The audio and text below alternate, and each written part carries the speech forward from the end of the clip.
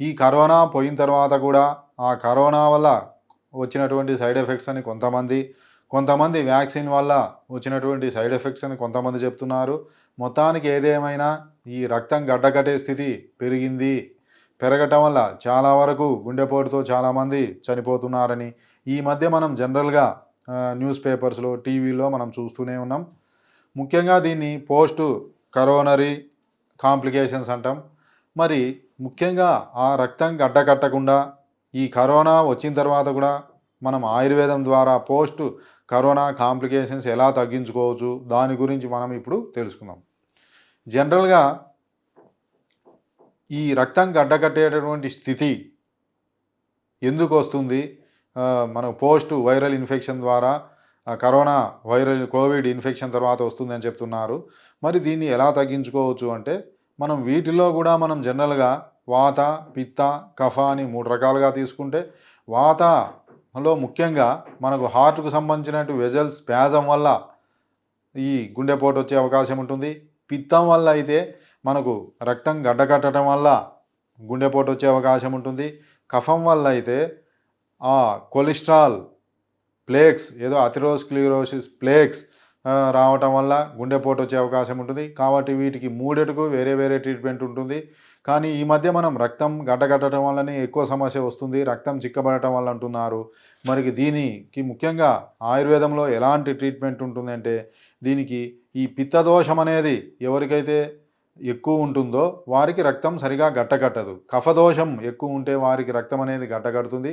కాబట్టి మనం పిత్త కఫహరమైనటువంటి ట్రీట్మెంట్స్ ఇవ్వవలసి ఉంటుంది. మరి ముఖ్యంగా ఈ రక్తం గడ్డకట్టకుండా ఉండాలి అంటే మనం ఎలాంటి గృహ చికిత్సలు కూడా తీసుకోవాలంటే మనం వెల్లుల్లి అందరికీ తెలిసిందే. ఈ వెల్లుల్లి నెయ్యిలో వేయించి తీసుకున్నా కూడా మనం రక్తం గడ్డకట్టడు. ఇంకా మనకు అర్జున పౌడర్ అందరికీ పేరు వింటారు. అర్జున అంటేనే మనము గుండె పైన పనిచేసేది, రక్త సరఫరాను సాఫీగా కొనసాగే విధంగా చూసేది. ఈ అర్జున పౌడర్ను మనం పాలలో వేసి తీసుకుంటే కూడా ఈ సమస్య నుంచి బయటపడే అవకాశం ఉంటుంది. ఇంకా మనం జనరల్‌గా కొత్తిమీర జ్యూస్ కానీ ఇలాంటివన్నీ కూడా మనకు రక్త సరఫరాను సాఫీగా జరిగేటట్టు చూస్తాయి. ఇంకా మనం ఆయుర్వేద ఔషధాలకు వస్తే ముఖ్యంగా మనకు మంజిష్టాది కషాయం, ముఖ్యంగా మంజిష్ట అని సింగిల్ డ్రగ్ కూడా ఉంటుంది. ఈ మంజిష్ట కూడా మనకు ఈ రక్తం ఎక్కడైనా క్లాట్స్ ఉంటే దాన్ని పగలగొట్టి బయటికి పంపిస్తుంది మంజిష్టాది కషాయం అని.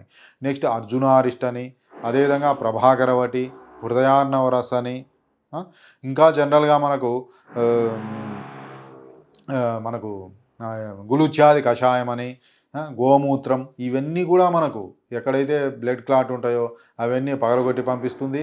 ఇంకా షడ్ధరణ చూర్ణం, గుగ్గులు పంచఫల చూర్ణం ఇవన్నీ కూడా మనకు కాంప్లికేషన్స్ రాకుండా తోడ్పడతాయి. బ్లడ్ క్లాట్ కాకుండా గుండెపోట్లు రాకుండా మనం నివారించుకోవచ్చు. సిఆర్పి పెరిగినా కూడా సి రియాక్టివ్ ప్రోటీన్ గుండెపోటు వచ్చే ప్రమాదం ఉంటుంది. అవన్నీ కూడా మనం తగ్గుతాయి. ఇంకా ప్లేట్లెట్ సంఖ్య పెరిగినా కూడా మనకు రక్తగడ్డం కట్టే స్థితి పెరుగుతుంది. దీనివల్ల కూడా మనకు సమస్య వచ్చే అవకాశం ఉంటుంది. ఇంకా జనరల్‌గా మనకు కొంతమందికి ఊపిరితిత్తులకు అప్పుడు కోవిడ్ టైంలో ఇన్ఫెక్షన్ రావటం ద్వారా మనకు అది ఆయాసంగా మారి దగ్గు రావటం, తగ్గకుండా ఉండటం ఇవన్నీ కూడా ఉంటాయి. వీటికి కూడా మనకు ఆయుర్వేదంలో ముఖ్యంగా మనకు వాసా గులుచ్యాది కషాయం అని, వాసారిష్ట్ అని, కనకాసవం అని, లక్ష్మీ విలాసరస్ అని, ఇంకా మనకు మహాలక్ష్మి విలాసరస్ అని ఇలా కొన్ని రకాల మందులు ఉంటాయి. ఇవన్నీ వాడితే మనకు ఇమ్యూనిటీ పెరగడంతో పాటు ఈ పోస్ట్ కోవిడ్ కాంప్లికేషన్స్తో పాటు మనకు ముఖ్యంగా లంగ్స్కు మనకు ఎక్కువగా పటుత్వాన్ని ఇవ్వటం ద్వారా ఈ సమస్య నుంచి పూర్తిగా తగ్గించుకోవచ్చు.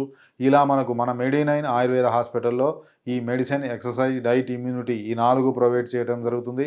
ఈ పోస్ట్ కోవిడ్ కాంప్లికేషన్స్ కూడా ఇవన్నీ కూడా మనం ఇవ్వటం ద్వారా మనకు పూర్తిగా నయమయ్యే అవకాశం ఉంటుంది. ఇంకా మనకు 9 రకాల చికిత్సా విధానాలు మన దగ్గర అందుబాటులో ఉన్నాయి. మనకు Ayurveda, homeo, yoga, acupressure, herbal, chiropractic ఇలాంటివి మనకు 9 రకాల చికిత్సా విధానాలు ఉన్నాయి. వీటిలో కూడా మనకు కొన్ని యోగా ఇలాంటివి, హోమియోలో కూడా కొన్ని మనకు ఈ పోస్ట్ కోవిడ్ మేనేజ్మెంట్కు బాగా అద్భుతంగా పనిచేస్తాయి.